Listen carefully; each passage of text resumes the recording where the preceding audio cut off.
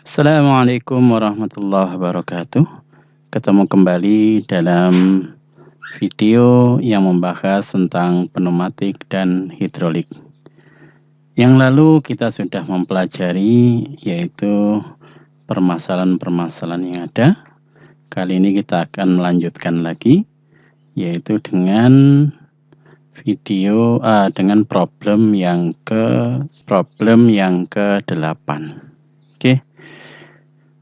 Pada problem yang ke-8 ini yaitu kita diminta untuk menyelesaikan permasalahan pneumatik ini. The machine head of precision grinder needs to continuously reciprocate over a cylinder head surface being finished. The speed of the stroke must be controlled in both direction.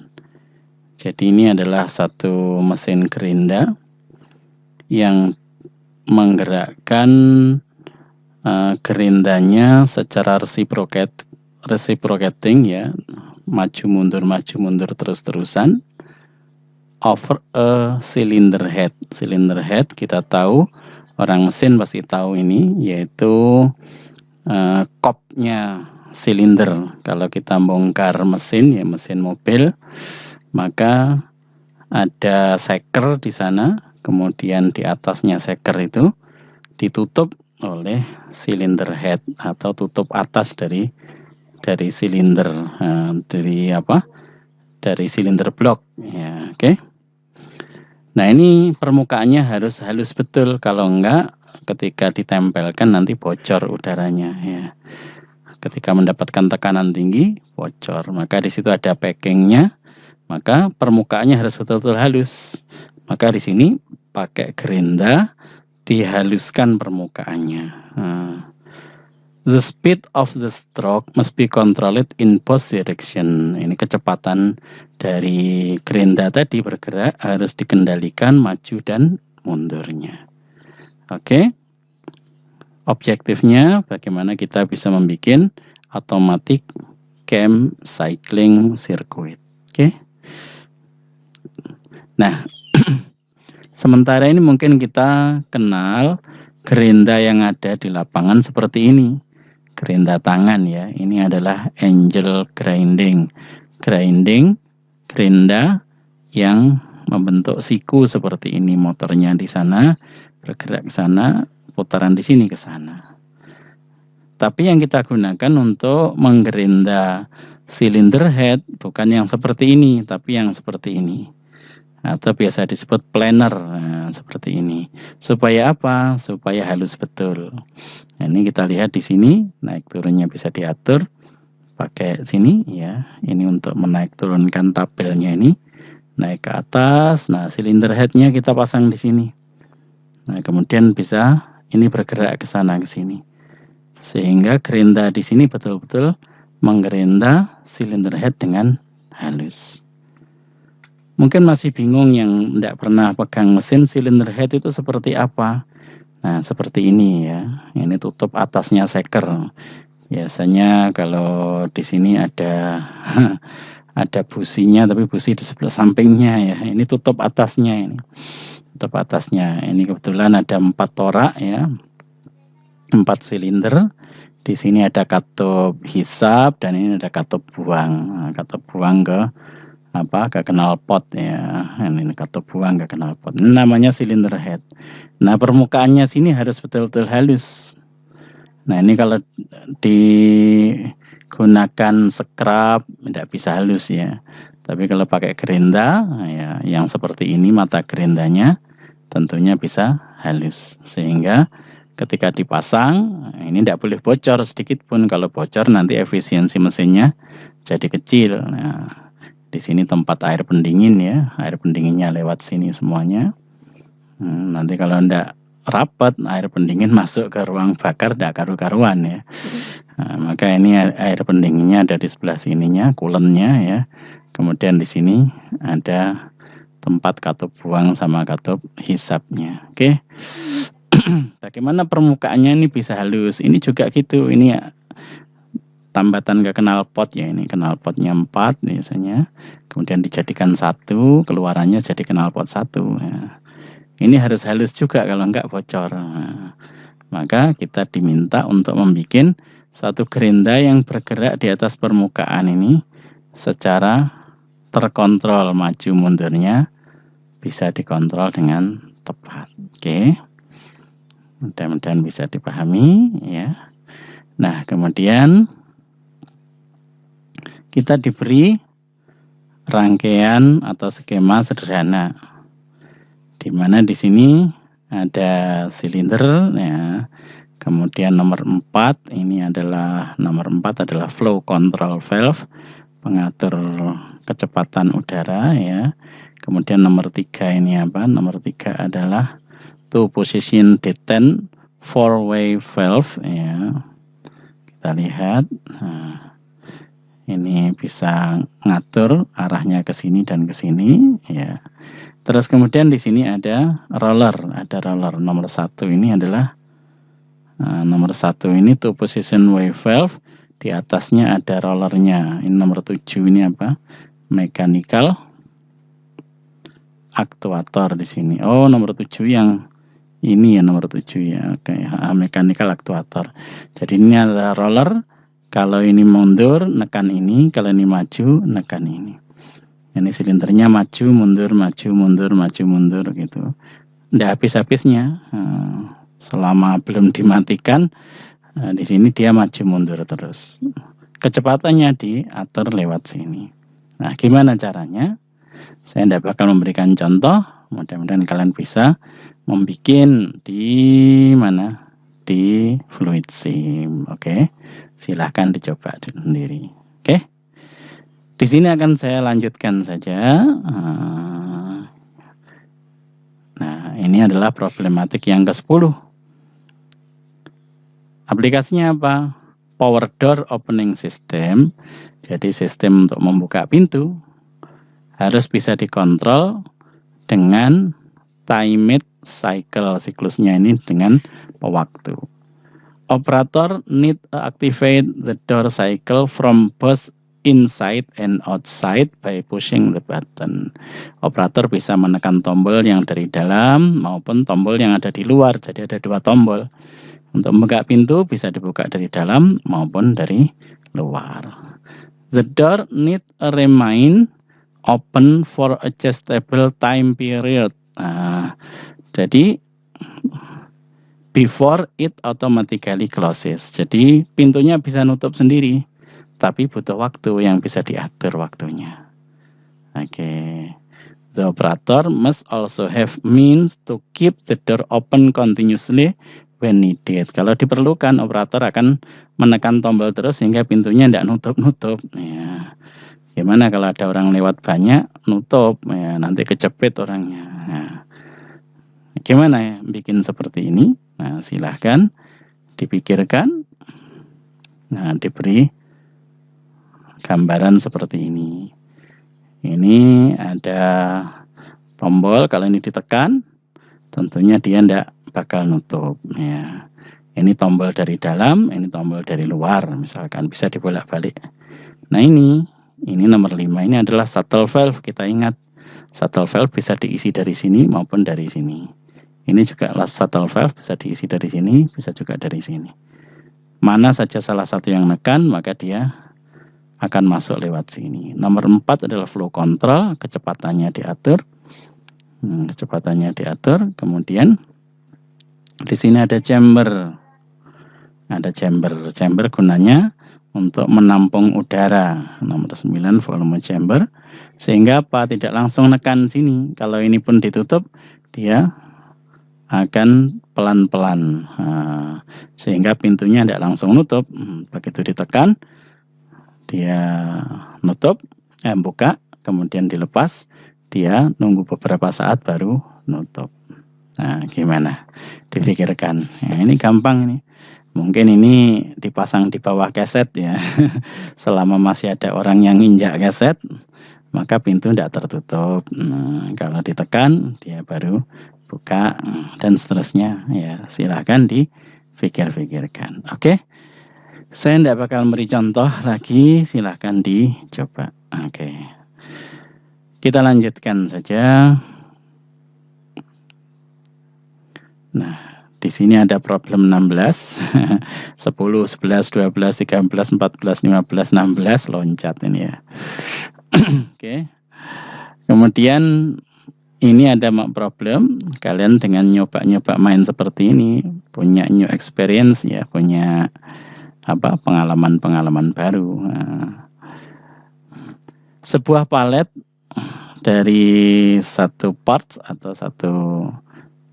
satu benda ya, satu komponen harus diangkat dan kemudian didorong ke dalam AGV, ini automatic guided vehicle, ini suatu alat angkut robotik ya, bisa otomatis dia jalan sendiri dan lain sebagainya. Nah, ini tempatnya paletnya satu komponen ini harus dinaikkan dan didorong masuk ke dalam AGV ini. To be transported to a loading dock. Nah, dibawa ke loading dock ya, dock pengisian. Oke. The machine operator needs to make this happen automatically by pushing and releasing a button on time.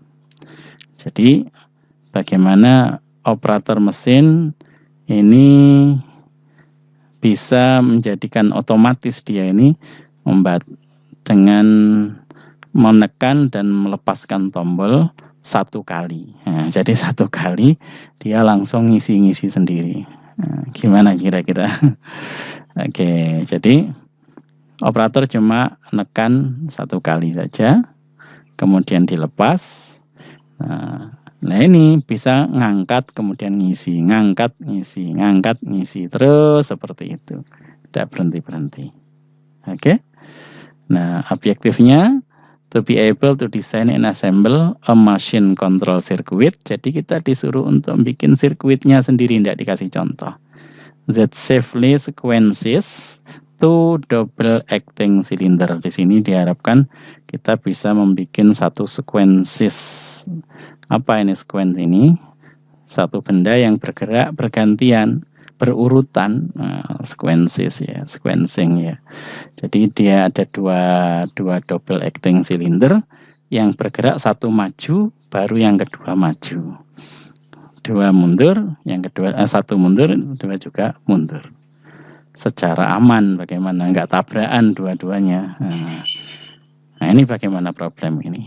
Oke, silahkan dicoba-coba bikin rangkaiannya.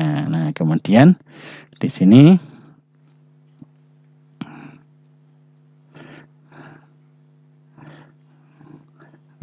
ini bagaimana kalian mengerjakan itu semuanya. Oke, silahkan dibikin sirkuitnya. Nah, bagaimana bisa dua silinder ya, kemudian bisa bekerja secara berurutan, mengangkat dan memasukkan barang tadi ke dalam AGV ini tadi. Oke, terima kasih.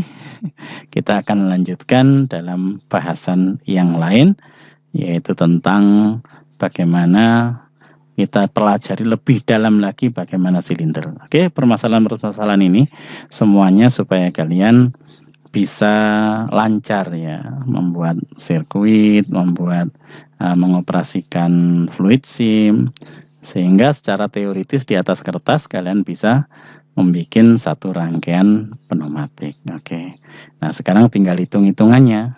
Kan nggak cuma maju mundur tok, tapi kan ada beban. Nah bebannya berapa? Nah kita pikirkan ini. Kita akan lanjutkan dalam bahasan kita kali ini. Oke, silahkan dikerjakan semua problemnya. Kalau sudah, silahkan dilanjutkan lagi. Baiklah, kita lanjutkan. Kali ini kita akan membahas tentang karakteristik silinder. Di antara karakteristik silinder, kita akan membahas yaitu gaya pistonnya. Nanti ada keperluan udara, kecepatan piston, dan lain sebagainya. Nah, sekarang kita mempelajari tentang gaya piston. Seperti yang kita bahas yang lalu, gaya bisa dirumuskan luas penampang kali tekanan. Jadi luas penampang, anggap ini tekanan, tekanan dikumpulkan jadi satu, seluas sebanyak apa? Sebanyak luas ini. Nah, tekanan ini kan persatuan luas ya. Nah, berapa? Ini adalah A, luas. Secara umum seperti ini. Lalu kalau diterapkan di dalam silinder bagaimana? Nah, kita lihat. Kalau gaya piston yang terjadi untuk single acting cylinder, nah seperti ini, akan sama, yaitu luas penampang, tentu luas penampang piston ini, dikalikan tekanannya, itu adalah gayanya. Akan tapi di sini ada yang menghalangi, apa itu? Yaitu per, spring, ya, pegas. Nah, ini tentu akan mengurangi gaya yang dihasilkan. Maka dirumuskan F, gaya yang dihasilkan adalah luas penampang pi D kuadrat per 4. Kalau pakai R ini pi R kuadrat saja, tidak pakai per 4. Tapi kalau pakai diameter maka pi D kuadrat per 4. Ini adalah luas penampang dikalikan tekanan yang ada di sini. Terus kemudian dikurangi F kecil. Apa F kecil? Gaya pegas di sini. Ini adalah gaya ketika single acting cylinder maju. Kalau mundur bagaimana? Kalau mundur tentu yang mengembalikan hanyalah pegasnya ini saja. F kecil ini. F ini tergantung dari tekanannya berapa. Per ini ditekan sampai seberapa, maka rumusnya adalah F sama dengan yaitu karakteristik pegas K kali X. X adalah panjang pegas ini. Diingat-ingat rumus fisika ya. Oke, kita tidak membahas jauh ke situ, kita cuma ini saja.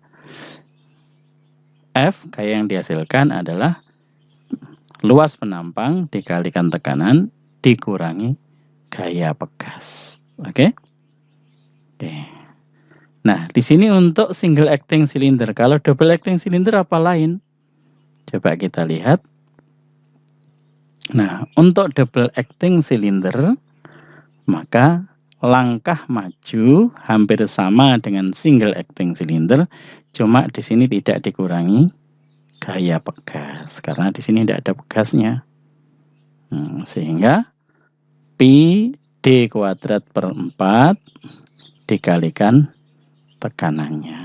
Nah, sama dengan rumus awal. Ini kalau maju. Nah, kok ada kalau langkah maju? Apa ada kalau langkah mundur? Sama nggak maju sama mundur?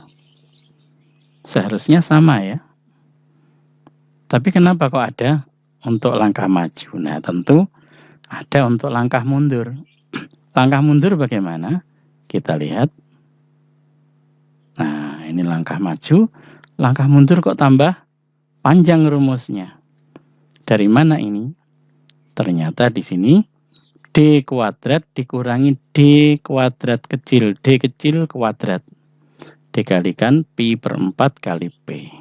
Tambahnya ada minus D kuadrat. Ini apa ini?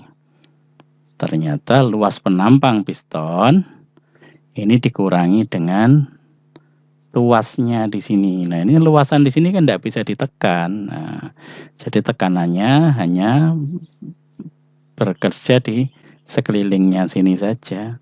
Sehingga diameter piston harus dikurangi dengan diameter batang piston ini.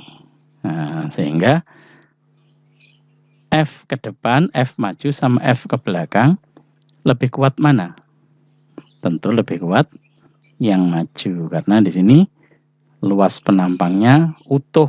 Nah, kalau di sini luas penampangnya dikurangi dengan batang piston ini, luas dari batang piston.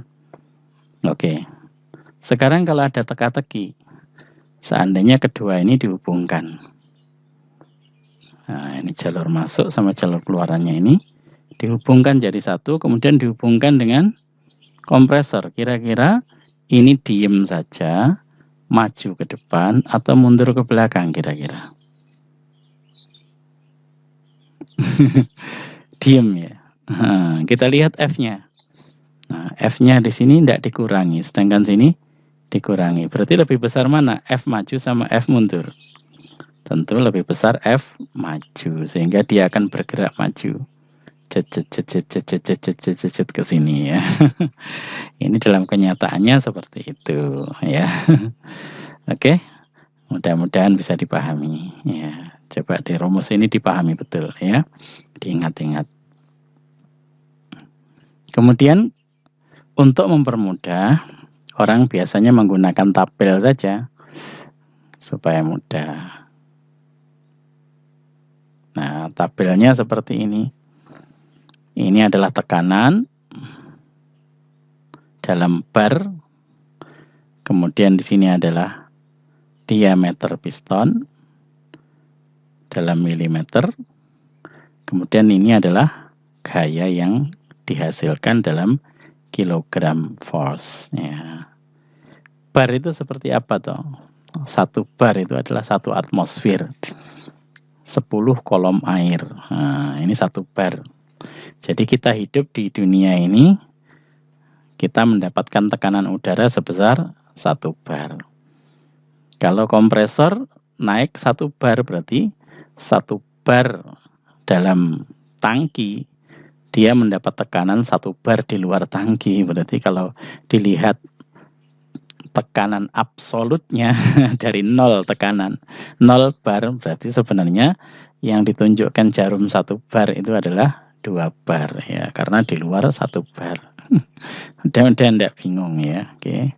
1 bar ini adalah 1 atmosfer. Sehingga kalau dihubungkan dengan kolom air, air tingginya 10 meter, itu tekanannya adalah 1 bar. Jadi kalau kita menyelam 10 meter, maka biasanya kita menerima tekanan 1 bar jadi 2 bar. Kalau 20 meter jadi 3 bar. Terus kalau kemarin ada kapal selam tenggelam 800 meter. 800 meter itu dibagi 10, 80 bar ya. Nah, sehingga kompresor saja harusnya meledak itu kalau ditaruh di sana di kedalaman 800 meter ya. Oke. Oke, itulah bar ya, tekanan bar. Diameter piston sekian. Coba dihitunglah nanti ya. Gayanya apa sama kalau dimasukkan dengan rumus yang maju ini, langkah maju ini. Cocok enggak gayanya? Nah, seperti itu. Nah, kemudian di sini sampai 10. Ini rata-rata kompresor yang ada di pasaran itu 10 bar ya. Ya ada yang lebih kalau misalkan 2 tingkat. Ini bisa lebih dari 10 bar. Oke. Nah, kemudian di sini yang dipakai biasanya 6 bar. Kenapa seperti itu?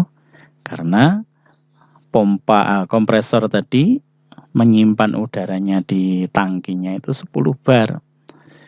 Nah, kalau dikurangi, kalau kita menggunakan di sini, maka begitu turun sedikit, maka kompresornya akan hidup. Nah, ngisi 10 bar lagi. Dipakai sedikit, hidup lagi. Nah, akhirnya boros. Biasanya orang naruh di 6 bar, sehingga tadinya kekuatannya 10 bar, dia turun dipakai dengan pemakaian sampai 8 bar atau 7 bar, hidup lagi, sehingga kembali ke 10 bar. Nah, makanya orang biasa pakai di sini, bukan kekuatan penuh ya. Masih bingung ya, kita lihat di sini ya. Inilah tangki udara kompresor. Ini adalah pompanya ya, kompresornya yang memasukkan udara ke sini. Di sini ada saklar tekanan ya. Sehingga kalau tekanannya turun, berapa bar dia turun, maka listrik di sini, motor listrik akan hidup sehingga mengisi lagi.